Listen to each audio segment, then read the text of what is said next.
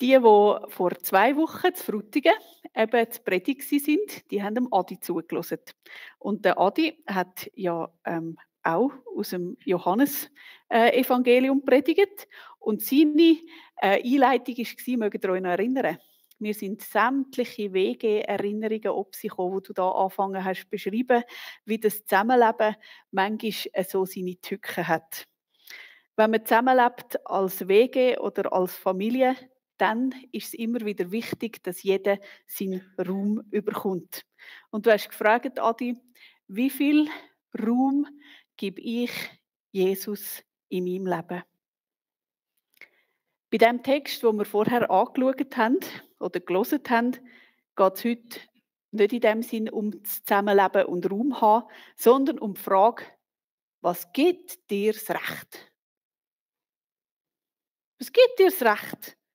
Haben alle Menschen das gleiche Recht?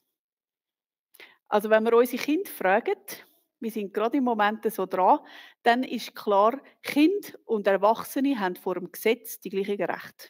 Einfach, dass ihr das wisst. Das haben sie angeschaut in der Schule, UNO-Menschenrechtskonvention. Also alle Leute haben die gleichen Rechte vor dem Gesetz.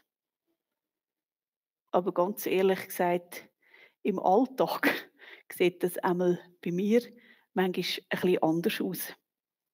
Da gibt es schon Situationen, wo man mich fragt, hey, mit welchem Recht willst du jetzt ausgerechnet du die Auskunft? Ist euch das auch passiert? Also, als ich bei einer Krankenkasse oder der Bank angerufen habe, ich will ja verreisen und dann muss man all die Pässe und all die Bescheinigungen, dass man versichert ist und so, muss man heute alles schriftlich mit dem Pass beilegen. Habe ich angerufen und dann hat sie gesagt, ja, ich kann Ihnen die Auskunft schon geben, aber Sie müssen mir zuerst noch ein paar Fragen beantworten. Kennen Sie das? Da muss man wissen, bei welcher Bank das man ist, wann das man Geburtstag hat, wer das noch alles versichert ist, all die Sicherheitsfragen. Und die Frage ist, wer bin ich am Telefon? Es ist eine Frage nach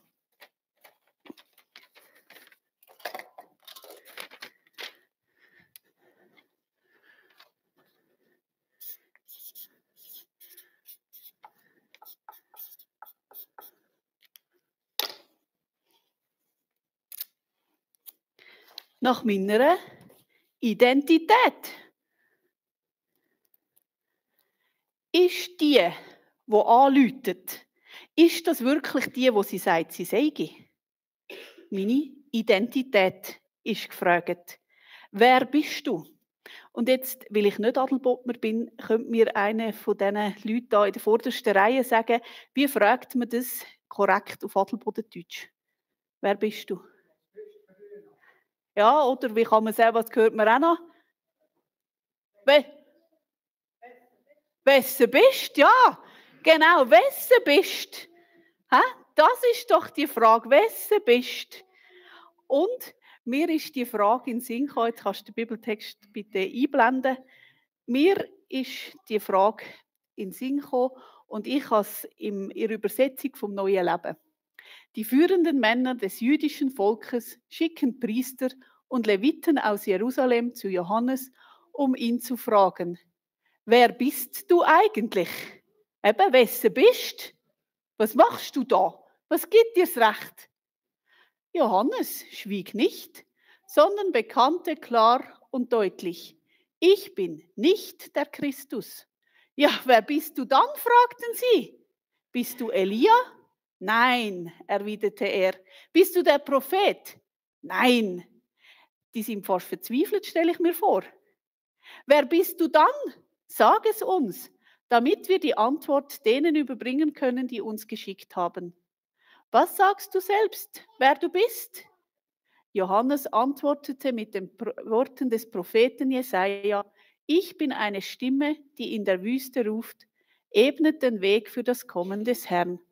Darauf fragten ihn die Abgesandten der Pharisäer: Ja, wenn du weder der Christus noch Elia oder der Prophet bist, mit welchem Recht taufst du dann?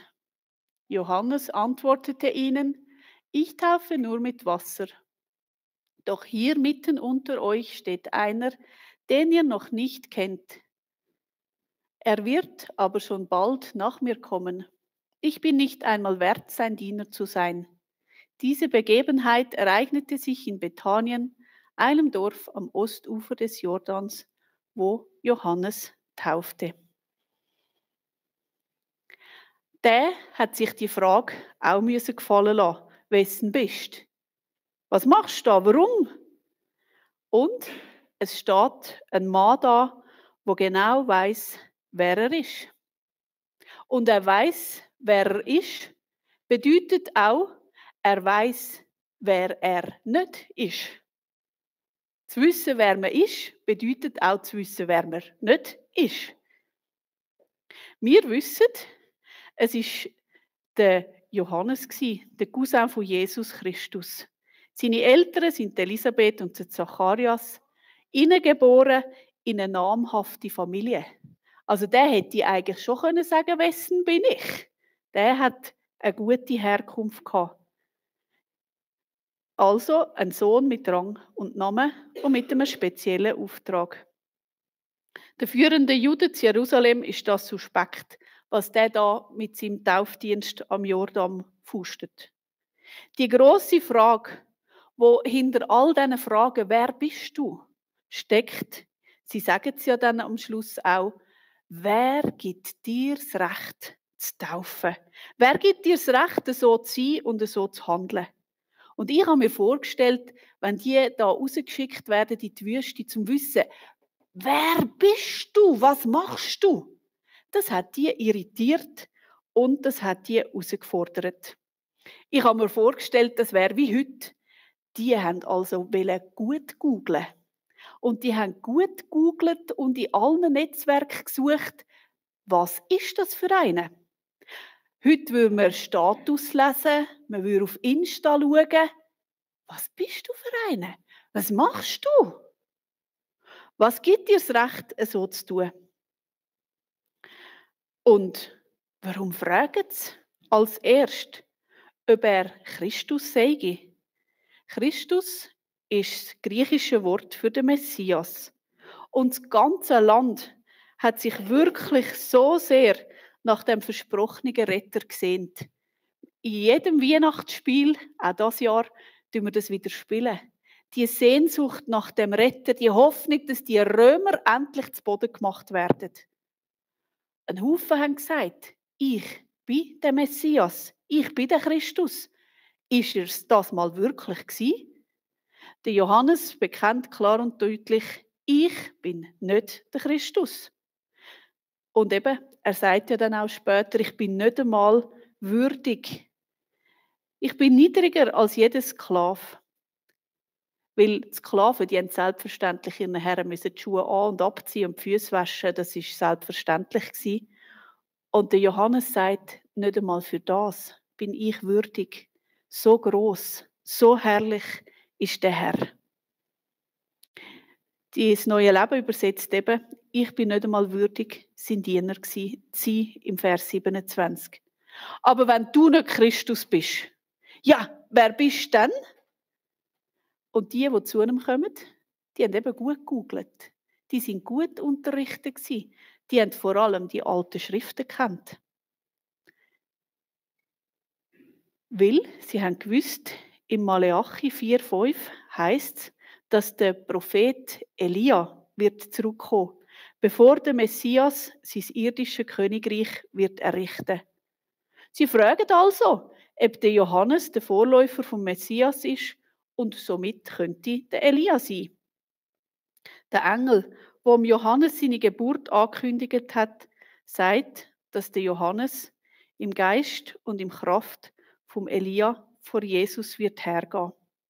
Das bedeutet dass natürlich nicht buchstäblich der Elia ist gemeint, sondern dass jemand die Prophezeiung wird erfüllen.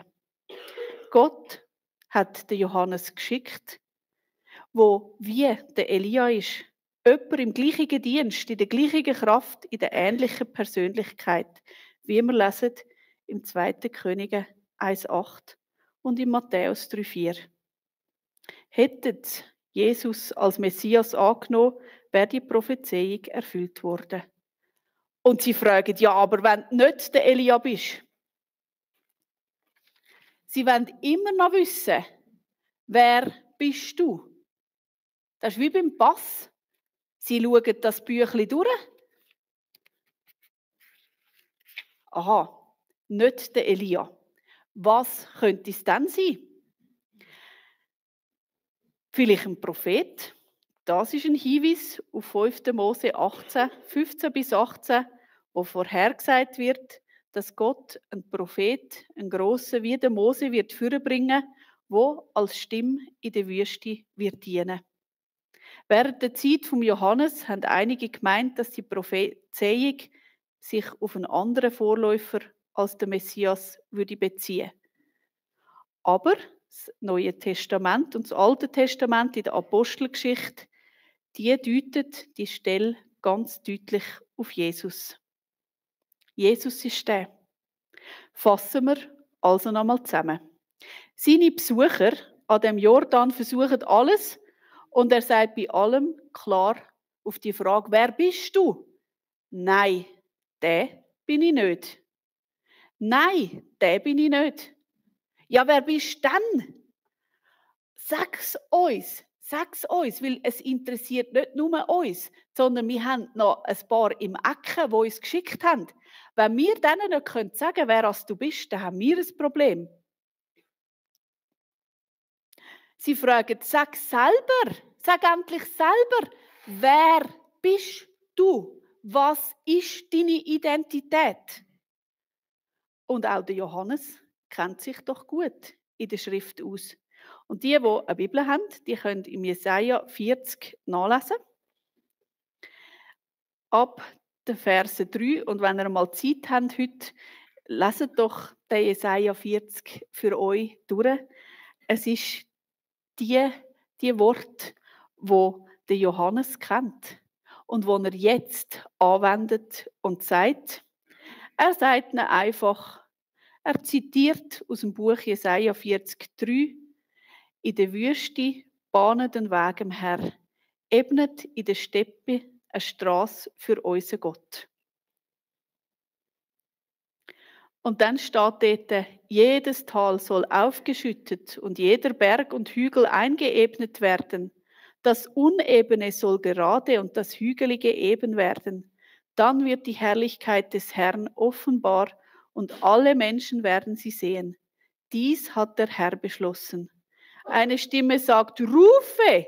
Und ich frage, was soll ich verkünden? Das fragt der Jesaja. Menschen sind wie Gras. Ihre Schönheit ist wie eine Feldblume. Das Gras verdorrt und die Blumen verwelken, wenn der Atem des Herrn über sie weht. Ja, wirklich, das Volk ist Gras.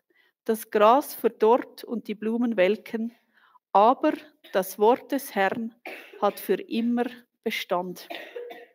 Die Schrift hat der Johannes sehr gut kennt und er hat seine Identität zurückbezogen aufs Wort Gottes. Der Text, der ist sehr bekannt als prophetisches Bild für die Rückkehr oder für die Heimkehr von Israel aus der dunklen Gefangenschaft in Babylonien hin zur Erlösung durch den Messias. Das kann man alles nachlesen beim Paulus. Er hat das ausgelegt im Römerbrief 11. Demütig vergleicht sich der Johannes mit dieser Stimme und nicht mit dieser Person. Er richtet alle Aufmerksamkeit nicht auf sich selber, auf seine Identität, sondern er richtet die ganze Aufmerksamkeit auf den König, auf Christus. Dahin zeigt er. Er sagt eigentlich mit dem, schaut nicht auf mich. Ich bin nicht so wichtig, ich bin nur eine Stimme. Schaut auf den König.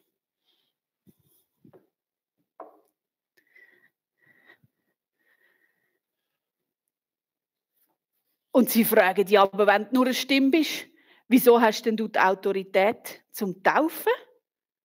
Im Alten Testament wird das Kommen vom Messias immer mit Buß und geistlicher Reinigung in Verbindung gebracht. nachzulesen im Hesekiel 36 oder Sacharja 13. Und der Johannes hat als Vorläufer von dieser ganzen Geschichte die bekannte Proselytentaufe angewendet. Proselyten, das sind Leute die gemerkt haben, sie wollten auch zu dem einen Gott gehören, sie wollten auch jüdisch sein. Und die haben aus allen Völkern, die Heiden, haben sich nach einem langen Prozess taufen lassen und sind dann ins jüdische Volk aufgenommen worden. Und warum braucht der Johannes die Taufe? Er sagt diesen Leuten, und die haben das sofort gecheckt, die sind besser unterrichtet im Alten Testament wie wir. Sie haben sofort gecheckt, was der eigentlich sagen will. Der will sagen, du aus dem Volk Israel. Du, der das Gefühl hast, du seist schon gerettet und es sei alles gut.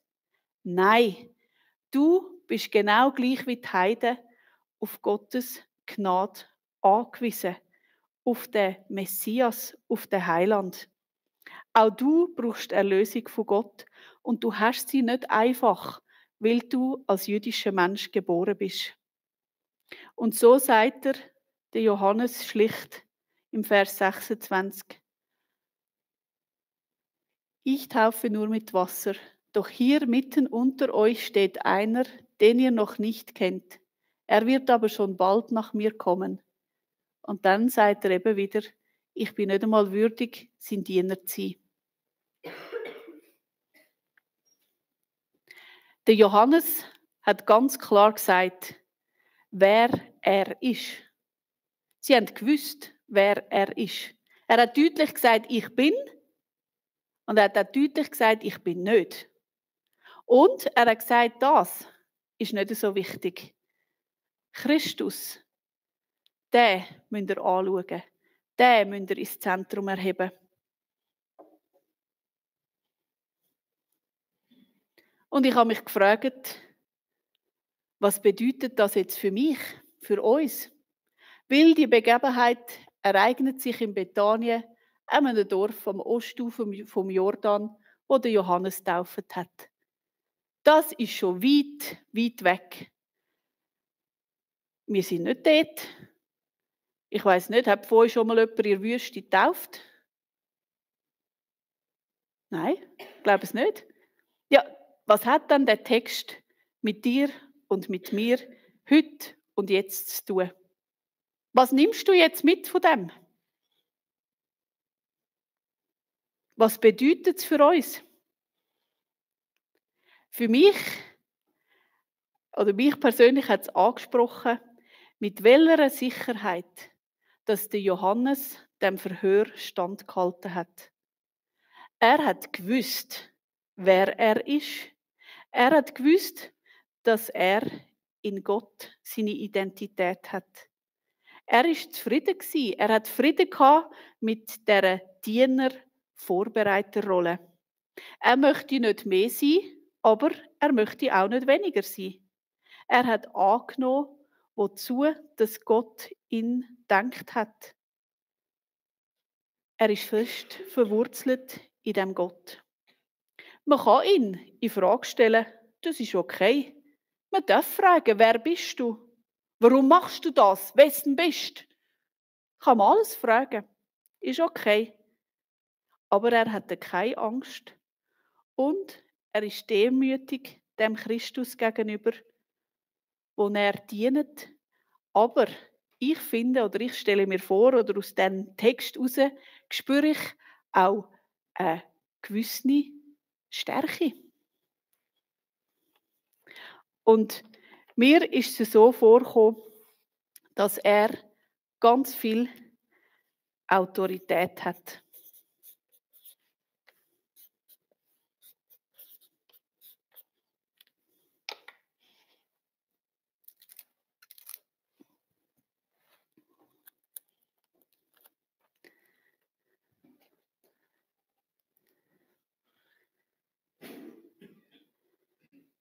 Er macht ganz selbstbewusst seine Aufgabe. Autorität heisst wissen, wer man ist und ein gewisses an Macht haben. also positive Macht, einen Dienst, einen Auftrag zu haben. Und das hat mich sehr fasziniert. So möchte ich auch lehren vom Johannes. Ich möchte, wie der Johannes, auch so ein Wegbereiter sein. Und ich möchte auch, dass durch meine Identität in Christus mir Autorität geben wird, ein Wegbereiter zu sein. Ein Zeuge von Christus zu sein, der stark herstehen kann und sagen, fragt doch, wer ich bin. Ich habe nicht eine wahnsinnig edle Herkunft, aber ich weiß, ich bin von Gott geliebt. Ich darf standhaft und ruhig auf Jesus hinweisen, auch wenn ich in Frage gestellt werde. Ihr könnt mir alles absprechen. Ich sage nicht gescheit, ich sage nicht schön, ich sage nicht erfolgreich. Das könnt ihr mir alles machen. Aber was ihr mir nicht könnt, ist absprechen, meine Identität. Da in dem Schweizer Pass steht nichts drüber. Aber in unserem Wort gibt es eine Passage, die heisst, wem sein Name im Buch vom Leben geschrieben ist, der darf ein Kind von Gott sein. Es gibt noch ganz einen Haufen andere Stellen, wo uns die Kindschaft in Christus gross werden lassen. Die steht da, also ich habe nie irgendeinen Abschnitt gefunden in meinem Pass. Aber im himmlischen Pass ist das eingetragen. Ich darf ein Kind von Gott sein. Das ist meine Identität. Mein Jesus ist mein Fundament. Ich darf, wie es heisst im Vers 12 im Johannesevangelium, die wieder eine Bibel haben, dürfen Sie nochmal blättern. Wenn man im Johannesevangelium liest, wir haben es auch schon darüber predigt, im 7. Vers, Gott sandte Johannes den Täufer, um allen Menschen von dem Licht zu erzählen, damit durch ihn alle daran glauben. Johannes selbst war nicht das Licht, er war nur ein Zeuge für das Licht. Der das wahre Licht ist, der das wahre Licht ist, das alle Menschen erleuchtet, sollte erst noch in die Welt kommen. Doch obwohl die Welt durch ihn geschaffen wurde, erkannte die Welt ihn nicht, als er kam. Er kam in die Welt, die ihm gehört, und sein Volk nahm ihn nicht auf. All denen aber, die ihn aufnahmen und an seinen Namen glaubten, gab er das Recht, Gottes Kinder zu werden. Das ist die Identität in Christus. Jesus macht mich stark und hebt mich fest. Das ist meine Autorität. Und was mich als zweites sehr fasziniert hat, ist mit welcher Klarheit, dass der Johannes da redet. Es ist klar, auf welcher Seite dass er steht. Es ist klar, welchem Herr, dass er dient. Seinem Herr Jesus Christus. Und das will ich auch für mein Leben. Ich wünsche mir, dass wir so gestärkt dürfen sein in dieser Identität in Christus, dass es klar ist. Klar, zu welchem Herr dass wir gehören. Und ich glaube, Menschen schätzen das, wenn man klar ist. Ich weiß nicht, wie ihr es habt, aber ich schätze Menschen, wo ich weiß, dass sie klar und wahr sind. Und nicht so Fahnen im Wind, wo man nie weiß, mit wem das man jetzt gerade redet. Und ich glaube, das hilft. Eben, wir haben es ja so vorgelesen, der Johannes hat gewusst, dass er von dem Licht erzählt. Er selber ist nicht das Licht gewesen. Aber er hat gewusst, er darf wie ein Spiegel sein, wo das Licht weiter funktioniert. Es geht, es blendet, merkt ihr?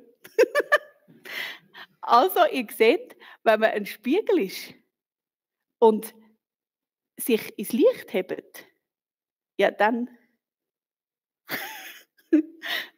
scheint es, dann leuchtet es. Und das Gute, ja, danke, jetzt leuchtet es zurück, genau. Dann nachher dürfen wir wissen, wir müssen nicht selber das Licht sein. Christus leuchtet in uns. Dann haben wir gar keinen Stress, zum irgendwie probieren, möglichst autoritär und klar und stark überzukommen, sondern wir dürfen einzig und allein einfach ein Spiegel sein und Christus in unserem Leben scheinen lassen. Das ist das, was der Johannes gemacht hat. Und das wünsche ich mir, dass ich das darf, dass wir das können als Gemeinde Christi, dass wir dürfen das erleben, dass Identität Autorität schenkt in Christus. Dann können wir in Frage gestellt werden, dann können die Umstände schwierig sein, das ist klar, aber nichts kann uns das wegnehmen. Unsere Identität in Christus. Das ist verbürgt, weil das Gott selber in seinem Wort sagt.